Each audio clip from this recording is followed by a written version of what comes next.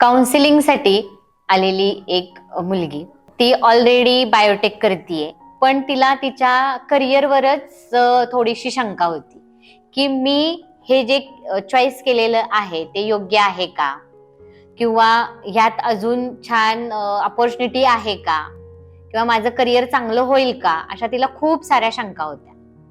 म्हणून ती माझ्याकडे हँडरायटिंग अनालिसिससाठी आलेली होती. का मी अजून हे सोडून वेगळं काय करू असं तिला अपेक्षित होतं.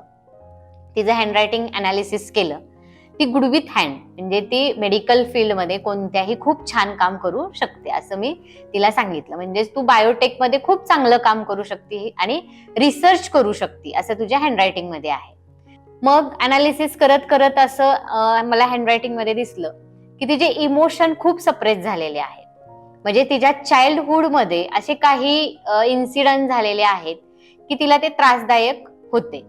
मग तिला मी विचारलं की असं काहीतरी झालंय का ग लहानपणी तुझ्या चाइल्डहुड मध्ये किंवा 10वी पर्यंत वगैरे, की ज्याच्यामुळे तुला त्रास झाला असेल. आईने आणि दोघींनी एकमेकीकडे पाहिलं आणि तिच्या टचकन डोळ्यात पाणी आलं आणि ती म्हणली, हो मॅम, मला लहानपणापासून म्हणजे सिनियर KG पासून मला थोडंसं वेगळं स्कूलमध्ये टाकायची आणि टिफिन सुद्धा मी 10वी पर्यंत एकटा खाल्लेला आहे.